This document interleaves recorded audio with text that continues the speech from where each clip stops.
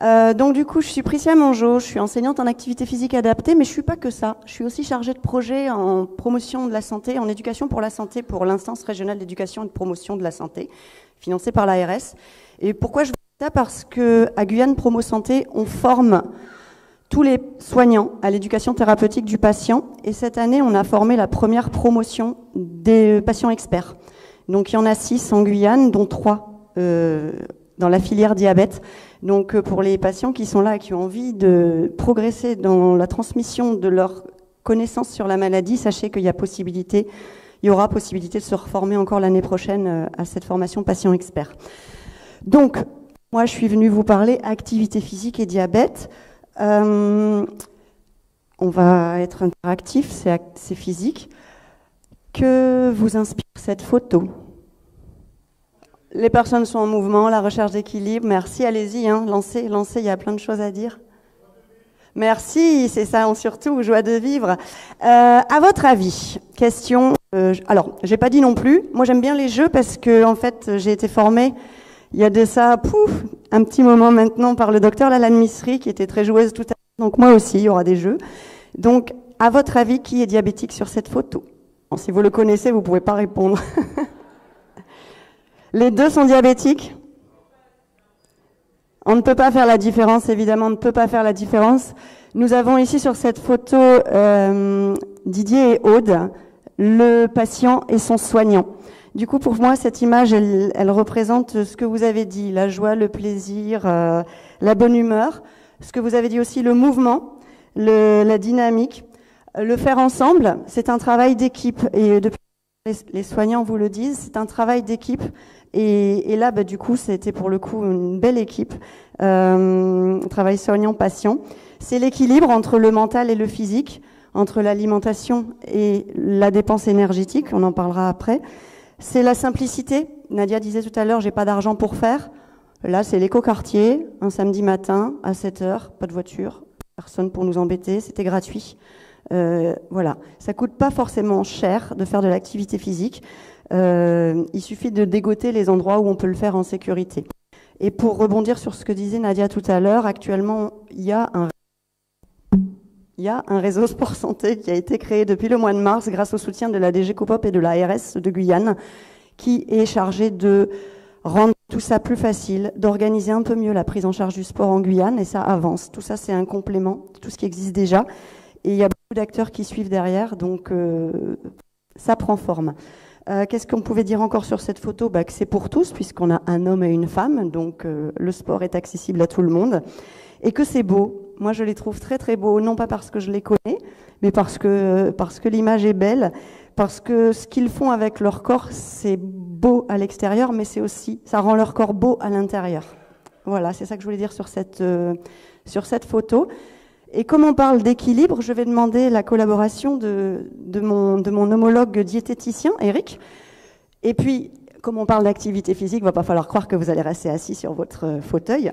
Je vais vous inviter à vous déplacer pour venir chercher un petit papier pour voir un petit peu où vous en êtes, vous, de l'activité physique. Donc, il va se mettre là, et puis moi de l'autre côté. Tiens, la moitié-moitié. Et vous allez venir vous déplacer, chercher votre papier pour pouvoir voir où vous en êtes au niveau de l'activité physique. N'hésitez pas, il faut bouger. Le professeur Carré dit que toutes les 30 minutes, il faut qu'on se déplace. Donc, venez chercher votre papier parce que c'est ça aussi l'activité physique. C'est se déplacer, c'est bouger son corps. On ne peut pas vous parler de ça et vous laisser assis pendant 2h30, ça m'est insupportable. Voilà, merci beaucoup de jouer le jeu. Venez vous déplacer, chercher votre papier. Prenez pour ceux qui ont la flemme. La flemme est à combattre. Merci de jouer le jeu. Voilà. Et oui, il faut monter des marches, descendre des marches. Se lever, se rasseoir. Merci Dorothée. Voilà. C'est presque comme à l'église, sauf que c'est pas une hostie. Tenez. Voilà. Et je vous invite à essayer de commencer à remplir ce petit questionnaire en attendant que tout le monde soit servi. Oui, prends pour les gens qui ont des problèmes de déplacement. Allez-y. Bouger, il suffit pas de le dire, il faut le faire et c'est possible et c'est facile. Voilà. Et commencez à remplir les petites questions. Si vous avez un stylo, ça va vous permettre de voir où est-ce que vous en êtes, vous, avec votre activité. C'est pas grave, ça va, il y en a encore. On ramassera après. Où est-ce que vous en êtes, vous, avec votre activité physique? Voilà. J'en ai prévu une centaine. C'est pas grave, je vous le diffuserai. 10 000 pas par jour, c'est très bien. 8 000, ça suffit. Après, il n'y a pas forcément un bénéfice supplémentaire à en faire 2 000 de plus, sauf si c'est pour le plaisir. Voilà. N'hésitez pas à commencer à répondre aux questions. Hop. C'est vrai que moi, je ne m'attendais pas à autant de monde. Bon, mesdames, ceux qui n'en ont pas, je vous invite à prendre un papier parce que je vais vous le diffuser. Du coup, c'est un questionnaire validé, donc qui nous permet de mesurer un petit peu où vous en êtes avec l'activité physique. D'abord, les activités quotidiennes, parce que le fait de bouger tous les jours, c'est de l'activité. Quelle intensité d'activité physique votre travail requiert-il? Si l'intensité est légère, si vous êtes quelqu'un qui est assis 8 heures par jour derrière un bureau, eh bien vous entourez le 1, légère. Et en fonction du travail que vous faites, si vous pensez que c'est un travail très intense, eh bien vous entourez la case 5. Ensuite, en dehors de votre travail régulier, combien d'heures consacrez-vous par semaine aux travaux légers? Bricolage, jardinage, ménage. Faites le compte en toute honnêteté avec vous-même et vous entourez ce qui vous correspond. Combien de minutes par jour consacrez-vous à la marche? Attention, on est sur les activités quotidiennes, c'est le déplacement. Je suis à mon bureau, je vais à la photocopieuse, c'est de la marche. Je suis dans ma chambre, je vais dans le salon, c'est de la marche. Donc, à votre avis, combien de minutes par jour consacrez-vous à la marche? Combien d'étages en moyenne montez-vous à pied chaque jour? Si vous avez la chance d'habiter à l'étage, c'est un bon point pour votre santé. Ça, c'est pour la première partie, pour les activités quotidiennes. Maintenant, les activités physiques, sportives et récréatives. Pratiquez-vous régulièrement une ou des activités sportives ou récréatives? Non, oui. Si vous répondez oui, répondez aux questions suivantes. Quelle fréquence pratiquez-vous l'ensemble de ces activités? Donc là, c'est vous qui voyez. Vous entourez ce qui vous correspond. Combien de minutes y consacrez-vous en moyenne à chaque séance, à chaque fois que vous allez à l'activité physique? Combien de temps vous y passez en moyenne? Et habituellement, comment percevez-vous cet effort? Le chiffre 1 représente un effort très facile et le chiffre 5 un effort difficile. C'est bon? Et ensuite, il vous suffit de faire le calcul. Faites la somme des chiffres. Par exemple, si à la première question, vous avez répondu 3, ben le total c'est 3, puis 2, ça fait 5, puis 2 à la troisième question, ça fait 7, et puis 2 à la quatrième question, ça fera 9 points sur cette première page. Vous faites la même chose pour l'autre, et ensuite, vous additionnez pour voir ce que ça donne pour vous. Ce test est donc validé par les scientifiques et nous permet de mesurer un petit peu où est-ce qu'on en est au niveau de l'activité physique. On ne va pas débattre de où vous en êtes, c'est entre vous et vous. C'est une prise de conscience. Si vous avez moins de 16 points, vous pouvez vous considérer comme quelqu'un d'inactif. Si vous avez entre 16 et 32 points, considérez-vous comme quelqu'un d'actif. Et si vous avez plus de 32 points, vous êtes très... Moi. Évidemment, plus on est actif, meilleur c'est pour la santé. Ça va pour ça? Je continue parce que sinon, moi de toute façon, je vais exploser les 10 minutes, c'est clair, je suis désolée.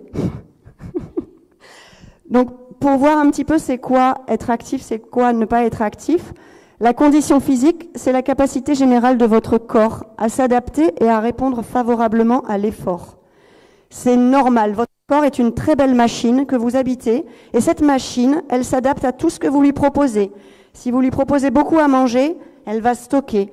Si vous lui proposez beaucoup d'activités, elle va tourner, elle va dépenser, elle va s'occuper de votre corps, il va être bien. Donc ça, c'est votre condition physique. Plus on bouge, plus elle s'améliore, moins on bouge, plus elle se dégrade. L'inactivité physique, c'est votre niveau d'activité physique qui est inférieur aux recommandations. Alors, le ultra minimum, c'est 30 minutes d'activité modérée par jour. Je sais que chez le diabétique, on peut pousser jusqu'à 1 heure. C'est elle qui me l'a appris. Il y a longtemps déjà. Et plus, si affinité. Mais en tout cas, au minimum, quand on n'est pas diabétique, 30 minutes, c'est déjà la base. Et quand on est diabétique, c'est intéressant de faire au moins 1 heure d'activité modérée.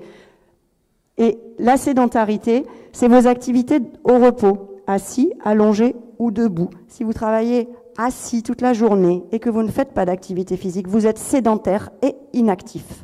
Donc vous mettez en danger votre très belle machine que vos parents vous ont donnée. Voilà, il faut prendre soin de sa machine. Comment on fait pour bouger? Nadia le disait tout à l'heure, on peut faire un peu de tout. Les activités, ça peut être faire les courses, faire le ménage, de la marche, se promener, bricoler, jouer à la pétanque, passer la tondeuse. Après, on a des activités un peu plus modérées. Marcher rapidement, c'est un peu plus modéré. C'est déjà plus actif. Jardiner, chasser, pêcher, bêcher, danser. Moi, j'adore carnaval en Guyane parce que là, je sais que tous les gens prennent soin de leur santé. Ça danse tout le temps, jusque la fin du carnaval. Et ensuite, les activités intenses, jouer au ballon, faire du vélo, nager, courir, faire de la randonnée, jouer au foot, tout ce qui fait battre le cœur et qui fait un petit peu essouffler. Donc ça, c'est ce qui est bon pour l'activité physique. Une autre chose que le docteur Lalan Misri m'avait appris, c'était à vulgariser et à faire comprendre aux gens l'impact de l'activité physique sur le corps. Donc je reprends 2-3 petits schémas. Ça, c'est le sang, et on a compris depuis le début, depuis tout ce que les spécialistes vous disent, dans le sang, il y a du sucre. Ça, c'est le pancréas qui libère les petites clés dont parlait le médecin tout à l'heure, qui sont l'insuline, qui vont permettre au sucre de rentrer dans vos cellules. Donc les effets de l'activité physique sur votre corps, c'est très simple. Vos muscles, il y en a partout dans votre corps, et votre muscle, il fonctionne avec un seul carburant, le sucre. Il aime ça, il adore ça, il n'en veut que pour lui, le muscle. Du sucre, du sucre, du sucre. Les petits points blancs, ce sera le sucre dans la cellule. Les petites clés, l'insuline, qui permet de faire rentrer ce sucre dans la cellule. Et les gros points blancs, c'est le sucre dans le sang. C'est pour vous montrer. Quand on n'a pas de diabète, le petit rond, c'est la cellule avec le sucre qui est rentré dedans. Le gros truc rouge, c'est le vaisseau sanguin avec la petite fenêtre qui nous montre les plaquettes et tout ça, et qui nous montre l'insuline qui se balade dans le sang, puisque le pancréas l'a lâché dans le corps. Et on voit le sucre qui est issu de la digestion et qui vient dans le sang et qui fait le tour de votre machine pour aller nourrir partout vos cellules. Et ça, quand ça se passe bien, les petites clés, elles ouvrent des verrous et tout fonctionne bien. Comment ça se passe quand on a du diabète? Même chose, la cellule et le vaisseau sanguin, sauf qu'on remarque qu'il y a moins de sang, moins de sucre qui rentre dans la cellule, et il y en a plus qui stagnent dans les vaisseaux sanguins. Ce que disait tout à l'heure le docteur Sabat en parlant de l'hémoglobine glyquée, l'HbA1c, qui reste qu'on mesure au bout de 2-3 mois, c'est la caramélisation de votre sucre. S'il reste trop longtemps dans vos vaisseaux, petit à petit, il va se caraméliser, et c'est pas terrible. Et quand il y en a trop dans le sang, c'est problématique parce que ça attaque les vaisseaux sanguins. Et le problème, c'est qu'on n'a pas non plus assez de petites clés dans le diabète. Et 2 raisons pour ça. Et donc, s'il n'y a pas assez de petites clés, les verrous ne s'ouvrent pas. Le verrou, c'est ce qui permet au sucre de rentrer dans votre cellule. Et s'il ne s'ouvre pas, c'est qu'il n'y a pas assez de clés produites par votre pancréas, ou alors la clé n'est pas de bonne qualité. Quand on a les deux, on est diabétique. Ça va? Est-ce que c'est clair comme ça? Mais l'activité physique, c'est magique, c'est gratuit, ça coûte rien, parce que c'est miraculeux. Quand on bouge son corps, quand on active sa machine pendant 10 minutes minimum, 10 minutes d'affilée, n'importe quel mouvement d'activité quotidienne ou d'activité physique, ça permet d'ouvrir les verrous. Insuline ou pas insuline, c'est l'effet insuline-like. Et du coup, les verrous s'ouvrent et le sucre rentre dans, puisque vous faites de l'activité physique. Est-ce que c'est clair pour tout le monde? Du coup, si on bouge pendant 10 minutes, pouf, les verrous s'ouvrent. Et plus on bouge régulièrement, plus ils restent ouverts longtemps. Si vous marchez une demi-heure, ils vont rester ouverts 3-4 heures derrière, et puis ils vont se refermer. Si vous prenez l'habitude de pratiquer régulièrement de l'activité physique 1 heure, et que vous y allez tous les jours, eh ben, ils vont rester un petit peu ouverts plus longtemps. Ça peut aller jusqu'à 24 à 48 heures, ce qui, malheureusement, des fois provoque des hypoglycémies après l'activité physique. Donc ça, il faut apprendre à gérer, et ça, vous apprendrez à gérer avec les enseignants d'activité physique adaptée et du service de l'UMED, du service d'endocrino, où il y en a, voilà, les gens qui sont formés à vous apprendre ça en éducation thérapeutique du patient. Rapidement, eh ben, ce qui est intéressant aussi, c'est que quand on bouge, on consomme des calories. Donc, par exemple, si je mange une petite banane, si je fais une marche faible, je vais mettre une demi-heure à la consommer. Si je marche rapidement, je vais mettre un quart d'heure, et si je cours, je vais mettre 10 minutes. Ce qui nous donne que l'intensité joue un rôle énorme sur votre activité physique et sur votre santé. C'est pour ça que les recommandations proposent de l'activité modérée. Ça va? Je passe. Donc les activités physiques, c'est quoi? Ce que vous avez dans votre questionnaire, les activités de tous les jours, les activités sportives, l'exercice physique, on l'appelle comme on veut. C'est pour qui? C'est pour tout le monde et pour tous les diabètes, et j'allais dire même toutes les maladies. C'est avec qui? Ben, c'est avec les amis, c'est en famille, c'est seul, c'est avec son animal. C'est le professeur Carré qui était venu en Guyane il y a 2-3 ans, qui disait qu'il avait prescrit une ordonnance à ses patients. Il a prescrit un chien pour que la personne, elle aille sortir son chien, et du coup, ça permettait d'aller promener et d'aller faire de l'activité physique. Le chien était un prétexte, mais ça marche. Les enseignants en activité physique adaptée diplômés qui vous permettent de vous apprendre à gérer cette maladie par l'activité physique. Les éducateurs sportifs diplômés, j'insiste. Les services de soins et de réadaptation où il y a des professionnels qui peuvent vous apprendre à gérer ça. Les équipes de TP, les kinés, tout ça, c'est des personnels formés qui peuvent vous apprendre à gérer votre diabète par l'activité physique. Un petit encart quand même sur ce site internet EAPS qui va vous permettre de vérifier si la personne à qui vous allez donner votre argent, si vous avez de l'argent pour faire du sport, il est vraiment diplômé. Parce qu'ici, il y a énormément de gens qui réclament votre argent mais qui ne sont pas diplômés et qui ne connaissent rien au diabète et qui vont vous faire des choses qui ne sont pas vraiment très bonnes pour votre santé. Donc, sur Internet, vous avez la possibilité, en allant sur ce site, de vérifier si la personne à laquelle vous donnez votre argent, ben c'est un vrai ou c'est pas un vrai professionnel qui va bien prendre soin de vous. Et il y a une association en Guyane qui s'appelle Apazone qui propose des activités physiques adaptées à la santé. Vous tapez sur Internet, vous allez trouver, ou sur les réseaux sociaux, Apazone, et vous trouverez des références de professionnels diplômés. Et bientôt, il y aura un site Internet du réseau Sport Santé Guyane qui devrait sortir, je ne sais pas, Dorothée, Roland, bientôt. Très bientôt. Voilà. L'activité physique, c'est où? Eh ben, c'est dans les espaces publics, c'est à la piscine, dans les stades, à la mer, à la plage, dans la forêt, dans les parcours urbains aménagés. Il y en a de plus en plus dans les communes. On ne peut pas dire qu'il n'y a rien qui se fait. La ZAC Hibiscus, à Rémy-Ramon-Joly. Il y a des endroits qui se font, on peut encore faire mieux. On peut faire chez soi. On peut faire avec la Wii, avec les montres connectées, tout ce qui est connecté. Je pense que le docteur Becca en parlera ce week-end.